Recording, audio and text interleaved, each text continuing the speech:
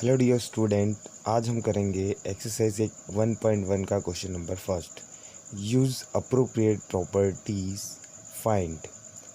हमको appropriate properties का use करके इस क्वेश्चन को सॉल्व करना है। जो भी हमने प्रॉपर्टीज़ पढ़ी हुई है उन प्रॉपर्टीज़ का यूज़ करके इस क्वेश्चन को हमको सॉल्व करना है। तो हम कैसे सॉल्व करेंगे, देखिए।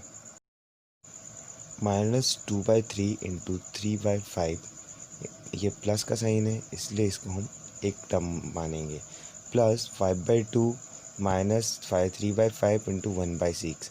यहाँ पर प्लस और माइनस जो है वो टर्म को अलग करता है, और जो मल्टीप्लाई में होती है उसको हम एक टर्म मानेंगे। तो ये 2/3 इंटू 3/5 ये एक टर्म हो गई, 5/2 दूसरी टर्म, और 3/5 इंटू 1/6 ये तीसरी टर्म हो गई। तो यहाँ पर टोटल 3 टर्म्स हो गई। तो इन 3 टर्म्स में हम देखते हैं कि पहले टर्म में 3/5 है, लास्ट वाले टर्म में भी 3/5 है, और दोनों में 3/5 होने के कारण हम इन दोनों टर्म को साथ में लिख लेंगे। तो पहले -2/3 इंटू 3/5 माइनस 3/5 इंटू 1/6, और बाकी हम 5/2 को लास्ट में लिख लेंगे, 5/2। अब यहाँ हम देखते हैं कि यहाँ कौन सी प्रॉपर्टी यूज़ हो रही है। तो यहाँ कम्यूटेटिव प्रॉपर्टी यूज़ हो रही है। अब कम्यूटेटिव प्रॉपर्टी क्या होती है कि अगर हम a+b करें या b+a करें तो हमारे आंसर में कोई भी चेंज नहीं आता है, हमारे रिज़ल्ट में कोई चेंज नहीं आता है अगर उसका ऑर्डर हम कुछ भी रख दें। तो ये जो प्रॉपर्टी होती है ये कौन सी होती है, कम्यूटेटिव प्रॉपर्टी। ये होती है कम्यूटेटिव प्रॉपर्टी, कम्यूटेटिव प्रॉपर्टी। तो चलिए अब हम इसको सॉल्व करते हैं। तो यहाँ हम देख रहे हैं कि ये दो टर्म्स जो है दोनों में 3/5 है, यहाँ पर भी 3/5 है। अब इन दोनों में से हम 3/5 को क्या कर लेंगे, कॉमन ले लेंगे। तो यहाँ पर माइनस आगे साइन है, तो यहाँ ये पूरी टर्म माइनस की होगी। तो यहाँ से हम -3/5 कॉमन ले लेते हैं दोनों जगह से। तो ये हमने ले लिया -3/5 को कॉमन। तो यहाँ पर -3/5 कॉमन होने के बाद अंदर ब्रैकेट के अंदर क्या बचेगा, 2/3।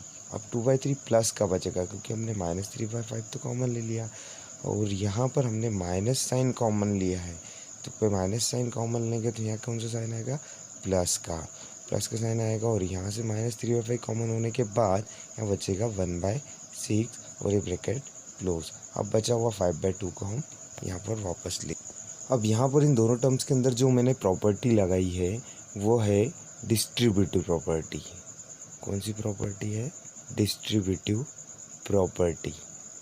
डिस्ट्रीब्यूटिव प्रॉपर्टी प्रॉपर्टी क्या होती है, हमने डिस्ट्रीब्यूटिव प्रॉपर्टी क्यों लगाई, जैसे कि हमने ए ब्रैकेट में b+c लिखा, तो यहाँ पर a जो है वो b के साथ भी मल्टीप्लाई हो रहा है, और a जो है वो c के साथ भी मल्टीप्लाई हो रहा है।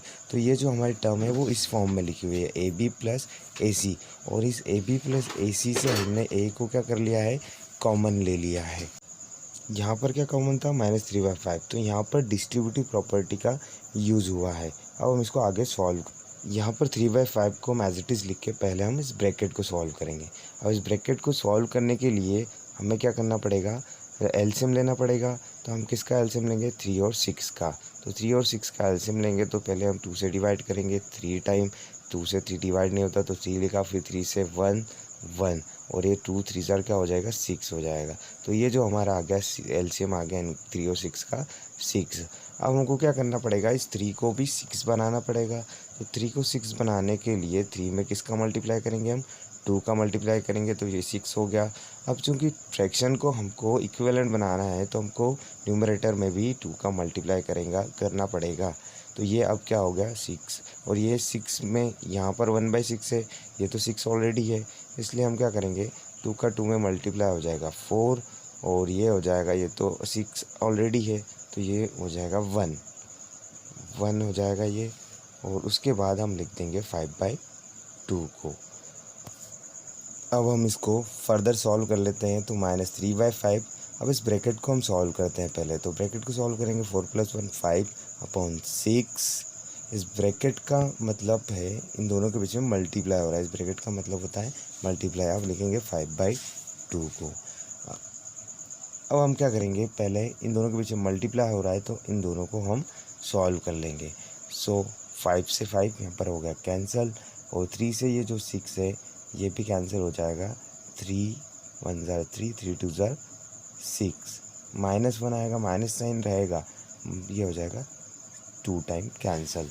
सो यहाँ पर हमारे पास क्या बचा, -1/2 प्लस 5/2।